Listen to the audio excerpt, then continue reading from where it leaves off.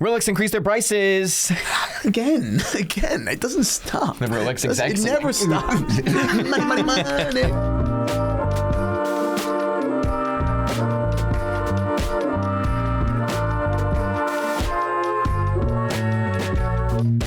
What is up, Watch Fam? I am Christian, the curator of the Theo and Harris Vintage Watch Shop. My name is Michael. This video is sponsored by Squarespace, and today we're talking about Rolex price increases. I have all the data. And I've got the new Rolex. Whoa! So there you go. Oh, it's because that's what I needed. Another Rolex. I needed a fucking hole in my head. Yeah. You put that on the table, and I was like, are you kidding? Got a lot of watches, but everything's okay. Weird month.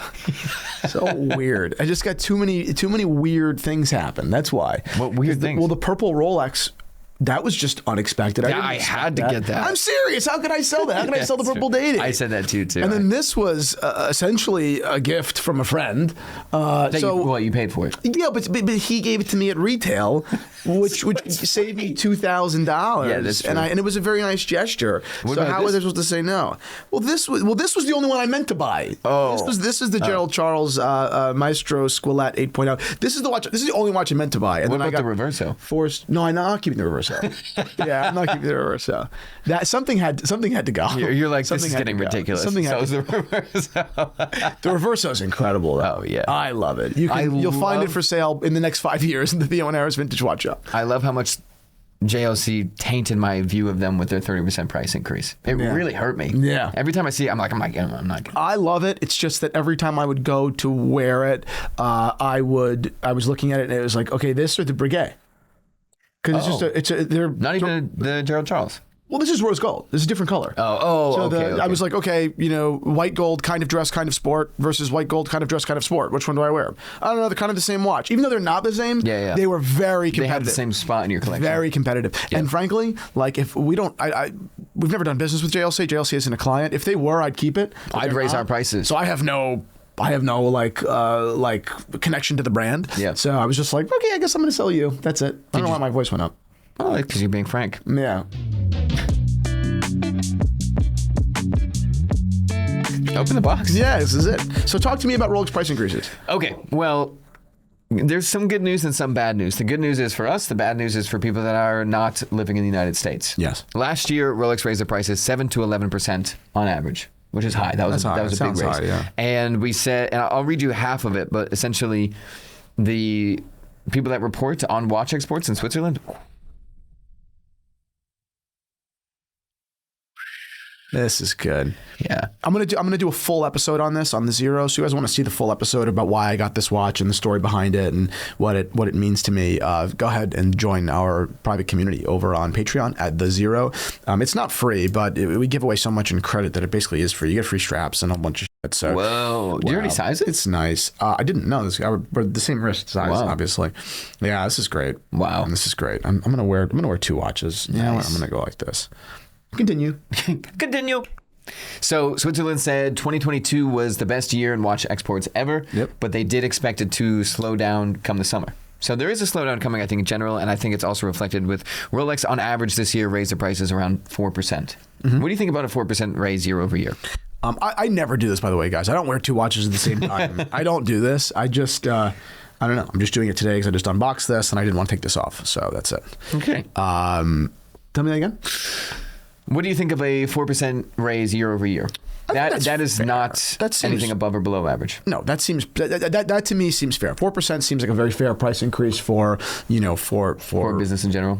But a business in extremely high demand. Yes. Okay. Like, sure. Yes. Okay. If you're already kind of like not really it, I don't know if I'd raise my prices 4% every year. But if you're really I think that 4% is actually really fair. And you think Rolex is it? No, yeah, it's like. What do you think Rolex has for going for them? Okay, so that's kind of what's happening. Although this year there was no price raise in the United States and Switzerland. Prices stayed the same. Really? But in Canada, Australia, and India, they raised 7 to 11%. Those markets got raised a lot. But now are they all on par again? I actually don't know. That's interesting. I just know general raise. And then everywhere else got around 4%. I mean, do they raise with their understanding of like the economic climate? Canada? They're just us a little higher. Yeah, right. I drove from... Is that true? Well, no, it's two different countries. From everything I saw, I was reading articles from 22 hours ago. People were saying, yeah, nothing in the U.S. Maybe it's coming later for the U.S. I don't know. All I ever, I don't know very much about currency exchange in America and Canada. I have no information on this. Yeah. Literally none. My only exposure to currency exchange between America and Canada is as a retailer of vintage watches. I just remember for the last 9 years, like a price being, let's say, $3,000 and it's American dollars, and then a Canadian would email me and say, "Is this American dollars or Canadian dollars?" And I would say, "It's American dollars," and they'd say, "I just can't do it then." That's $80 billion Canadian. Right. And I was always like, is our currency that different? And apparently it is. It's so confusing. So many times I'll be ordering something and I'm like, okay, $500 Canadian, which is $500 US. And then it's like, they're like, no, it's actually $1. It's like, whoa. Whoa, okay. Wow. Yeah. So they got the price raises. I don't know if it's coming later in the year. I tried to sleuth it out. There could be something that we're missing. I tried to read comments and the articles, and it just seems like it didn't really get raised in the US. Mm-hmm. But that's, to me, the first thing that was weird was that the U.S. in terms of market is the big daddy of everything. Yeah. Anytime we're doing sponsors, anytime we're doing something, they're like, what are your U.S. numbers and what is your U.S. demographic?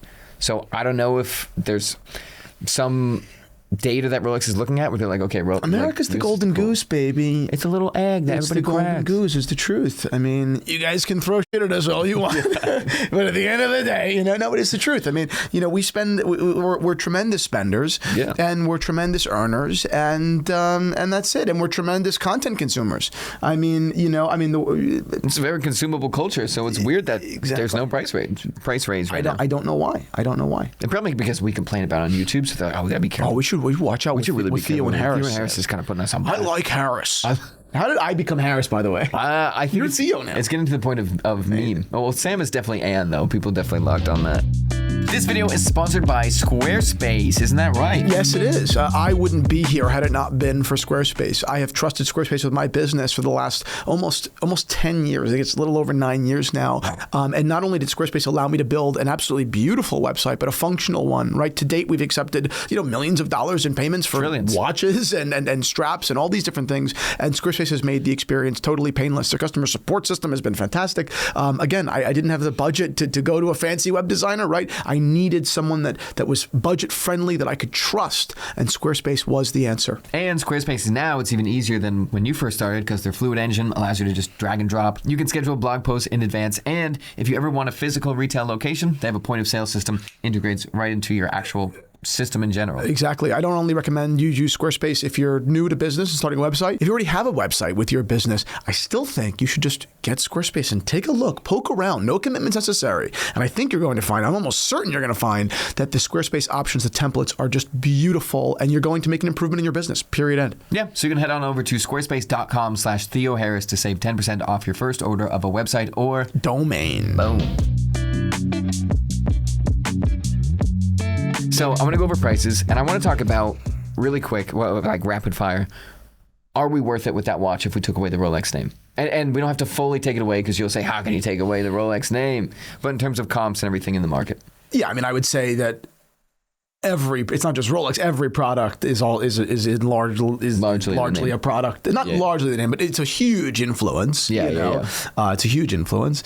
And like which watch specifically? We'll start off obviously Daytona. I'll give you some numbers. Daytona. How much is Daytona? $15,100. Yeah. Steel bezel, secondary market, $18,000. Yeah. Ceramic bezel, secondary market. This is the cheapest I could find. Yeah. Ceramic bezel, $25,500. Wow. Le Mans, $250,000. Yeah. Ben got one. Ben Clymer? Wow. Who does he know? Who do you know, Benjamin? You know, Ben. Wow, that's cool. Yeah, it is cool. It is cool. Should have worked at Hodinkee. You're like, yeah, because then you would have got one. Be unemployed. Yeah. Sorry, guys. Sorry, Hodinkee. Everyone's watching. $15,000 around new. $18,000 for the old model. That was a dig at Hodinkee, the company, not the people that trusted them. Yeah. Whatever. Listen, don't overthink it, okay? Yeah. There was a lot of meme. I love Hodinkee. I'm a big fucking Hodinkee fan. So am I, but they did lay off. My fucking head is always up Ben's ass. Everyone knows it. Yeah. Okay? And I love Danny Milton, okay? And I love Jack Forrester when he was there. And I love James Stacy. He works there, right? Yeah. I think. Anyways. So Daytona, retail, 15.1. Steel bezel, secondary market, 18, the lowest. Then ceramic bezel, 25.5, the lowest. Where do you see the actual value of a Daytona watch to watch? It's tough. I mean, what are the comps? Well, I mean, I was Primero at what, 10,000? Yeah, Zenith at 9. Yeah. Speedmaster's not really a comp, but it's still yeah, 8,000. 8,000. I would say that a really fair price for the Daytona would probably be 12 grand. Yeah. Right. It's 20% better than the Zenith, You have the name, you have everything. It's not necessarily 20% better. It's just, is it any better? Jeez. God. I don't know. I recently came to... They're expensive because it's Rolex, and I don't blame them. They're comfy. What about that, guys? What about the fact that it's comfy? Is this watch comfy? That's unbelievable. You want to try it on? Yeah, dude. It's unbelievable. I'm going to try on my Sega Design 46mm watch. It's actually fantastic, yeah. This is a sponsor of a video pretty lately, and this is they won a GPHG award, and they were the first Chinese company to ever win a GPHG. Oh, and it was kind of cool because the time's not set on this. It was kind of a big middle finger to the Swiss gave. It's probably because it's a screw down crown. You have to unscrew it and pop it out. Yeah, I kind of feel the same way. I recently had an epiphany while driving where I was like, I'm not buying a Daytona at 18 grand. Like, there's no way. It just because I always wanted to get a stainless steel. Yeah. But I always wanted one, and I was like, stainless steel bezel. We mean not stainless steel bezel. Yeah. I was like, eventually I'll do it. Like, I really want one. And then I was like, you know what? For 18, I don't. I'm not going to look at this and be like, that's an $18,000 watch. No. You know what is a $20,000 watch? Precious metal on a strap. That's a fucking winner's watch. Well, there's also something where you're like, not to say all you guys out there with stainless steel Daytonas aren't winners. I don't mean that. I just mean that watch it just feels so much more substantial. There's also a level of like, okay, I got what I paid for. The yellow gold or white gold Daytonas on leather are way undervalued. They're like 23 grand, 24 grand, and they feel like they feel like $23,000 watches, whereas an $18,000 or $20,000 steel Daytona, it's a little bit more of an illusion than it is a feeling. I know if I pulled the trigger on an $18,000 steel bezel Daytona, I would get it and be like, ooh, cool. And then after a half hour, I'd be like, oh, what else could I have gotten with 18 grand? Yeah. That's that level. Yeah. But I want to go through things really quickly. So 36mm Oyster Steel Datejust, $7,450. Random price you'd comp it at. Again, taking Rolex out of it, I don't know. I'm thinking about how much better is it than the comparable Tudors or the comparable Aquaterras. Sure. 5-6 grand. No date sub, 9,100. Yeah, taking off about 20%. Yeah, it's about 20%. It's about 20% high. Everything feels about 20% high because it's Rolex. Yeah. Okay. So with that being said, do you think if other brands are still increasing their prices, is everybody going up basically laterally across the board? And does it not and that's where it becomes a problem, right? Because Rolex, even though they're 20% more than everybody else, or 20% maybe more expensive than they ought to be, they are still kind of they could increase another 10% and people would still buy. Whereas you see JLC, I don't think that they're going to have a lot of success on the retail front at their new prices. That's what I don't think that a lot of other brands are going to have the success and justify the pricing. I just don't think that. I don't think they can chase Rolex like that and expect to be successful. I just don't. So we made a video a while ago, basically saying watch brands are getting greedy. Mm-hmm. Do you still think with Rolex? I think everybody essentially in the watch world, brands essentially look at what is the big guy doing and how much can we get away with. Mm-hmm. I think JLC was a total outlier with that huge price increase. Omega is also doing pretty high price increases, but are watch brands now still going to get greedy this year? Do you think with price increases? Yeah. For sure. Really? Yeah, I mean, I think that. I don't think you're wrong. I'm just saying. Yeah, I think so. I mean, their cost basis has gone up a lot too with a lot of these investments in brick and mortar retail. Mm-hmm. I think that they have already spent a lot of the money that they're expecting to make on price increases. I think the toughest part, like going to that, is that what we said, a lot of brands do see themselves as having that same power as Rolex of being like, no, you know what? We're not going to give you our watches. We're going to pull in internally, and then we're going to open our own shop. Yeah, and it's kind of like, I don't know if you have that sway that you think you do. Yeah. And I know you have to increase prices, but if we see IWC, for example, trying to do that with the Ingenieur, it's like, I don't think you have that power to make the watch that expensive. Yeah, I agree. I mean, I obviously it depends on production numbers. It depends on how many people you're looking to convince that it's worth that. Sure. But I don't think that they're going to have huge numbers of people begging for that watch and paying a price, paying an inflated price in the wake of Rolex. I just don't think you're going to see it. Okay, one last question. Again, outliers, yes, but by and large, no. Right. One last question before the biggest question here. Although great market is essentially, gray market's going down, retail is going up. Slow. Yep. But they're not really close right now. If we look at Daytona, for example, even if we look at your watch, your OP that you got today, there's still, what is it, 10% difference? 20% difference? It's a $6,175 retail with like an $8,600 resale. That's significant. $8,500. That's significant. But as they get closer, do you think there will ever be any point where it's like, okay, it's a better value to always go used, to always go this? Do I ever think that it'll go back to going used as the economical option? Essentially, with the gray market not being like this at one point. Will they ever flip? Not flip, but get to a point where it's like the premium's small enough where it makes sense. On certain models, yes. Right? Like I think like a really good example. Series in general is. Explorer Series is a good example. I think white gold sports model is another good example. You know, a white gold sub or a white gold GMT, they're not that hard to get at retail. A couple of months wait maybe, and sometimes the retail is even, you know, at a discount. You know, some of these retailers are even discounting them, you know, because they know that once it does come in, be it in let's say in 3 or 6 months, it's going to sit. Right, so if you walked in and it wasn't there, they know another one's coming, but they'd love to sell it to you, and they may take 5% off. And I've seen it. I've seen it at retailers, at authorized dealers. So not to mention waiving tax and all that stuff. Sure. So on watches like that, retail makes sense. Yeah. Now, what's going to happen there is obviously when people go to sell them, the gray market dealers are going to cut off another 10%, and now the gray market dealers are going to try to make their $1,000, and you know, all of a sudden it'll actually start making sense to buy gray market as opposed to retail. So then you say to yourself, is the $2,000 I have to spend over worth buying at an AD? That's where that's going to go. Okay. You know, it depends model to model. Yeah, well, that's the interesting part right now. Like, essentially, what you're saying, like, to get that watch, it's an OP, so you could probably just get on the list and wait. But a lot of places would also be like, well, you have to buy this.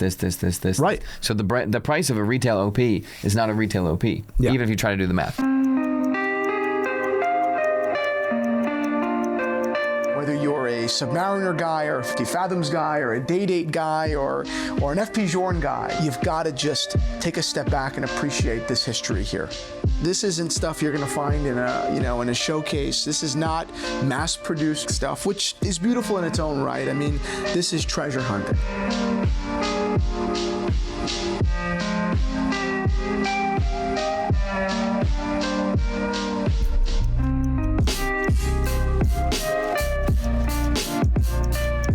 We have tons of people on the waiting list for Rolex, which is huge. But I saw a comment that he was waiting on the list, I think, since 2018. Maybe it's a little later than that. But the price of his watch that he was on the list for is up $2,800 now. So the concept of, essentially, I was trying to think about it from a business perspective of being like, okay, so we have essentially everything sold out. Everybody's on a wait list. If we raise the price 4%, we basically just increase our bottom line by 4% immediately. Yeah. Like, we don't even have to worry about them selling anymore. Yeah. What position, from a brand perspective, what do you do at that point? And how does that affect how you can then move things forward? Because if you had the power to say, like, I don't know, Theo Harris is selling this many watches a month, I can just raise it and nothing will change. Yeah. What happens there? Because a lot of brands do have to worry greatly. Yeah, I mean, again, Rolex is an interesting case because they can kind of get away with murder. Not that they do murder, but they could get away with it. When I say murder, I mean like really crazy price increases. Because I was thinking today, I was like, I'm on the list for 2 watches. If they called me and the prices on everything that I was looking for have gone up. Yeah. I'm not going to say no. Yeah. I'm like, okay, great. I can't believe I got it. What are you on the list for? I'm on the list for a Palm Dial and then the Celebration Dial. That's right. I'm not getting either. Yeah. There's no chance. But if they called me in 5 years randomly, like, hey, we found this Palm Dial. We found this dusty list. It's like the date just at that point is $9,000. Your name's written in hieroglyphics. Yeah. It's just a boat. We see a boat, a fish next and a snail. Is that? I'm like, yeah. That and is. then a crucifix. God. But if they're like, it's $9,000. That's drastically more than I ever expected to pay for that watch. But am I going to say no if the wait list is still there? Right. Well, you're going to go on Cardinal 24 and see what you can flip before. You have to then model into the business that, like, okay, well, the guys at the bottom of the list are not paying $7,450 for that watch. They're paying $10,000 based off of our forecasting. Rolex knows that. Yeah, they know that. But what does that even, like, how do you But what other brands have that? I mean, you've got AP, you've got Rolex, you've got Patek. You have some models of Vacheron. Well, it's not even all of Patek. A lot of models of Patek.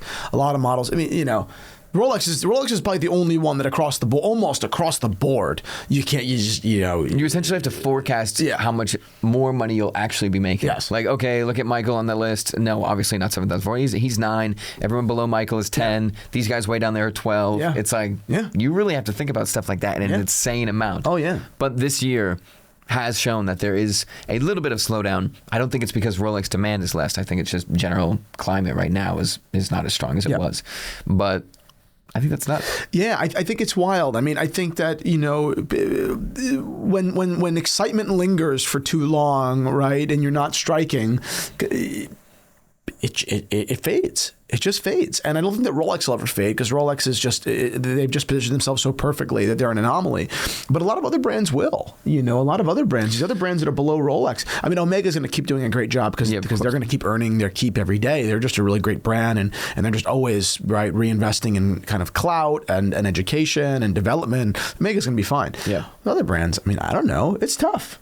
It's tough. The only brand that I think takes a really good approach is Longines, or one of the only brands, because Longines consistently or continues to punches just way above. Continues to over deliver. They just offer watches at a great price. Did you see the new version of your watch? The Master Control, solid gold. Oh, with the gray dial. I did see GMT. that. That's cool. Oh, yeah. It's cool. like, whoa. Yeah, it was really cool. So yeah, I mean, that brand is safe, but they're positioned like that on purpose because they need to have a big gap between them and Omega, and they're both Swatch companies, So Longines will always be just a phenomenal brand for the price. That's how they're marketed, or right? even for more money, and they could have more. They could demand more money, right? That's their whole position.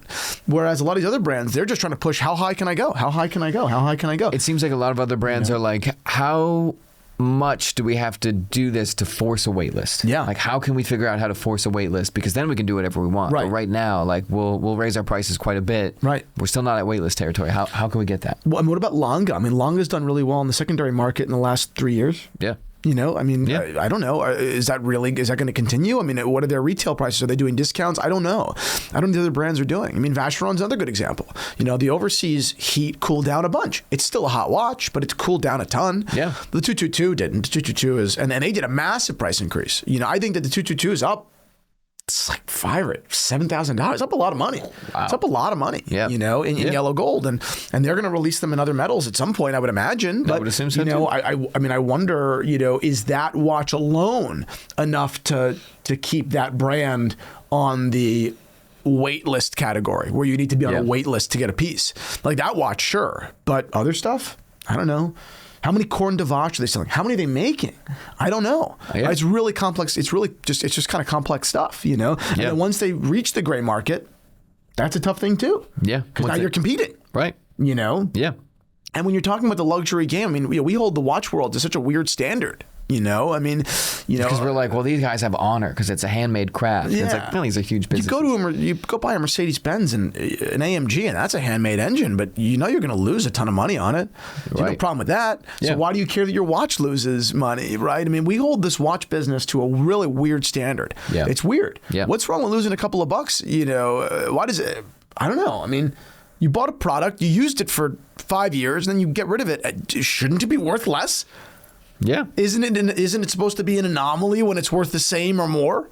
Well, because it seems like from a bunch of factors, watches switched over from like an occasional investment class to it has to be an investment class. Why would I get anything that's not an investment? Which is very odd. But I really just wanted, I thought it was just a very interesting year with no U.S. price increases right now. 4% is definitely lower than it was last year. And last year was even just red hot when I thought things would slow down more. Yeah. So it's interesting to see that. I think 4%, most brands that I like or that I know, I'd be like, okay. Yeah. 6, 7, I'm like, ooh, you hit us on that one. Yeah. Anything double digits to me is always absurd. Yeah. Unless there's some unprecedented thing like what you were just talking about. Nikushi Nakagawa? Yeah. Is it Nikushi? Nikushi Nakagawa. Nikushi, yes, thank you. Like that, I would be like, okay, that deserves an unprecedented price increase. Right. 20%, 40%, whatever it may be. Right. Because demand is out of your mind. But anybody else besides Rolex, if they're above that, I'm like, either something changed or... Yeah, like when JLC did their 30% price increase, I was like, were you having that easy of a time selling? It's almost like offensive. It was like, you think I'm an idiot? Yeah. What is that? Every time, I've never walked by a JLC showcase and said, nothing I want is there. Yeah, right. Every time you walk by a JLC showcase, it's like, yeah, pretty much every one that I want is there. Yeah. I mean, and then every once in a while you get the oddballs, and I have no problem cashing in on those, right? Like the chronograph. It's like impossible to get. The reversal chronograph. Sure. It's impossible. Hit him over the head. You produced a product that is essentially perfect. You nailed it. Charge for that. That took fucking time to make. But your reverso should be your entry into the brand. Right. I don't think you're having that easy of a time. The line isn't there. The line's not there, guys. Yeah. So it's a weird strategy. Now, keeping in mind, I know that you and I on this are, we're using common sense, but we're ignorant to this, right? The people that are doing these price, strategies are. They're like, hey, sales went up and we made more money. They know what they're doing. You know what I mean? I would imagine that they're not idiots. I would imagine they're very good at their job. So, I think this is more a testament to maybe we just don't understand. I don't think that's true. I always forget that the attention span of a watch for most people is not more than a year. Most guys go out, they're like, oh, I want a reverso. Okay, it's $11,000. Okay, I got the watch. They're not like 5 years later like, oh, wow, it was 6, and then it was 8, and then it was 11. Yeah. Like, wow, that went up a lot. Yeah. They're like, I want it, I got it. That's it. I agree. Like, you're not that much of a how watcher. long is the sales cycle? Yeah, and most people I know walk into a boutique and are like, oh, I want that one. Oh, it's 11,000? That makes sense. And then they go. Yeah. Then you have the nerd that's like, actually, they did this raise. Yeah. But the sales cycle, like you said, what do you think? 6 months? Yeah, something like probably within the world. For most people that are buying these very now, when you're a collector, when you're buying a lot of them, you've got a long list. Most people don't have a list of watches they want. Yeah, right. Their attention span is there. They're ready to buy. They get pitched on a bunch of things. Something resonates.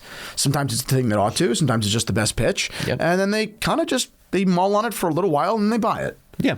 They're not waiting over a year. They have a good week and they say, you know what? I deserve that. I just put up I'm a good guy. Yep. I'm going to go get it. Yep. Yes. Yeah. That's it. Yeah. So that's my view. That's my view too. Hope you guys liked this episode. If you did, then go ahead and like it, subscribe to the channel. And if you'd like more content, including the whole story behind this green OP that I definitely did not need, go ahead and subscribe to our channel on the Zero on Patreon. I can't possibly answer all of the YouTube comments, but I can talk to you over there. Mostly because they're kind of mean. I can talk to you over on Zero. I won't be able to see through the tears. So shoot me a message over there and we'll talk watches. See you guys over.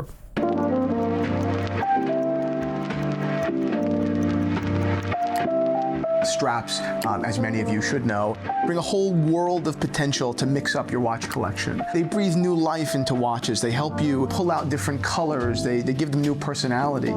Straps can be very addictive. I know people with 2 watches and 10 straps because it adds so many facets to a collection in a fairly easy and fun way. So that's why they become such a part of the Theo and Harris culture and identity. I think we sell more exotic straps than almost anybody because I just love them so much and I love sharing them with you.